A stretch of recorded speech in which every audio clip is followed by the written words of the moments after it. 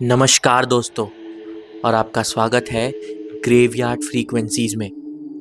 कुछ लोग कहते हैं कि भूत नहीं होते, जो दिखता है वही सच होता है। मगर कहानी सिर्फ दिखाई नहीं जाती, महसूस भी होती है। आज की कहानी एक लिखने वाले की है, एक राइटर की, जिसे सिर्फ सच लिखना आता था। वो भूत प्रेतों में विश्वास नहीं करता था, और सुपरनैचुरल उसके लिए सिर्फ एक बकवास था। पर जब उसने लोनावला के एक पुराने विला में लिखने का फैसला किया, तो उसने सोचा कि वो एक हॉरर नॉवेल लिखेगा। लेकिन उसे क्या पता था कि उसकी कहानी उसे ही लिखने लगेगी। रवि 38 साल का एक नॉन फिक्शन राइटर लोनावला के एक सुनसान पहाड़ी इलाके में एक विला रेंट करता है। उसका प्लान है एक हॉरर नॉवेल लिखना, सच्चाई पे आधारित। उस विला का भी इतिहास पुराना है। एक माँ और उसकी बेटी की भयानक मौत यहाँ हुई थी। लेकिन रवि एक विश्वास के साथ बोलता है, ये भूत वूत सब ढोंग है। मैं सच लिखता हूँ और वही लिखूंगा, बस यहाँ के माहौल का इस्तेमाल करूंगा। उसने विला के अंदर कदम रखा, एक पुरानी पर भव्य इमारत, और थोड़ी देर तक वो विला को देखता रहा। और वहाँ उसे एक अजीब सी ठंड महसूस हुई।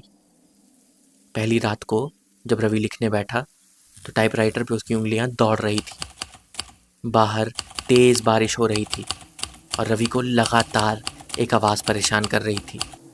क्या अजीब आवाज़ है ये, लगता है छत से कुछ टपक रहा है। फिर एक और आवाज़ आती है, एक छोटी बच्ची की रोने की। अब रवि लिखना बंद कर देता है। आवाज़ अंदर से ही आ रही थी, ऊपर वाले कमरे से। ये क्या है? लेकिन फिर वो सोचता है कि शायद चूहे या हवा से कुछ आवाज़ कर रहा है। वैसे भी ये पहाड़ी इलाका है, यहाँ पर जब हवा तेज़ी से चलती है तो लगता है कोई चिल्ला रहा है। वो इसे इग्नोर करता है और वापस लिखने बैठ जाता है।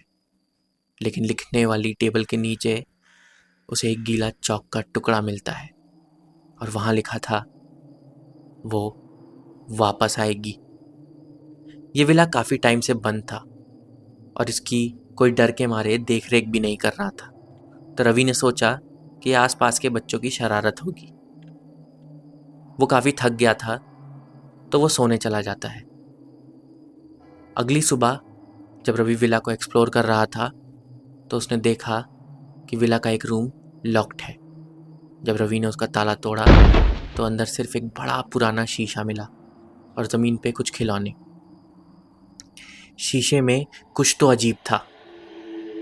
उसकी परछाई नॉर्मल नहीं लग रही थी, और अचानक रवि की परछाई हिलने भी लगती है।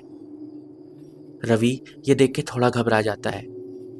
मैं तो हिला भी नहीं, पर शीशे में मेरी परछाई कैसे हिल गई? रवि को समझ नहीं आ रहा था, और रवि कुछ समझता उसके पहले ही एक औरत उसके पीछे से गुजर जाती है। लेकिन जब रवि मुड़ के देखता है, तो वहाँ कोई नहीं था। रवि बहुत परेशान था। उसे समझ ही नहीं आ रहा था कि ये हुआ क्या।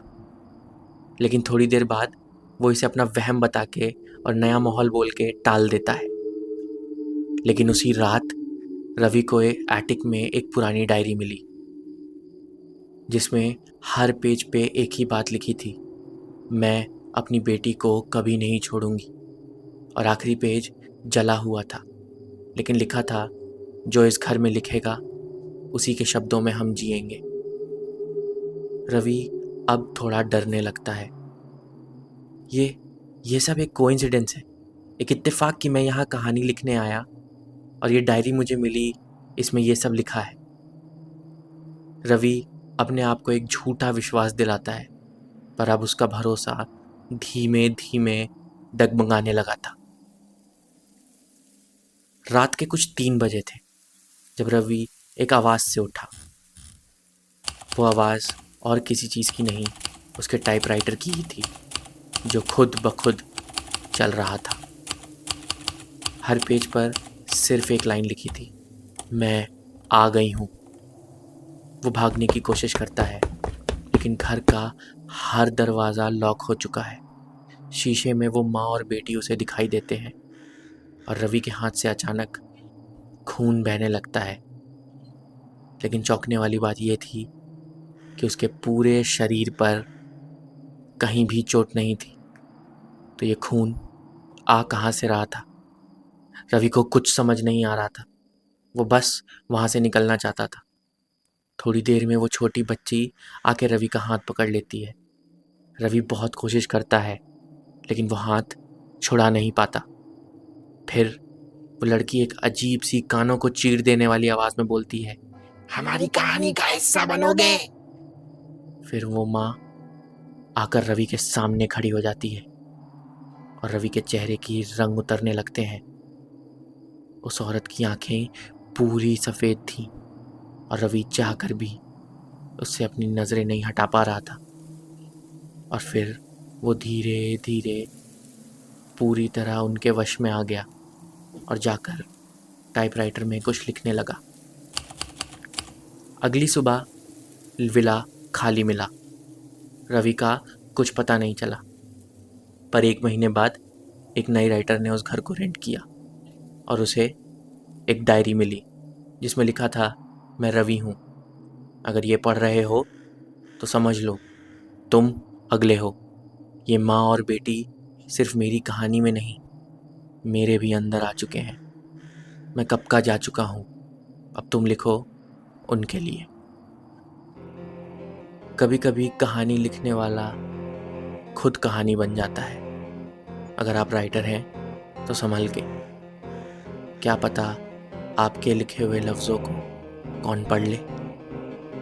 अब मैं आपसे इजाज़त लेता हूँ। क्या पता मेरी भी कहानी कोई अनजानी सी शक्ति सुन रही हो। अगर ज़िंदगी रही तो अगली रात हम फिर मिलेंगे, एक नए खौफ के साथ, एक नए किस्से के साथ। तब तक चैन से सोइएगा, अगर आप सो सके तो।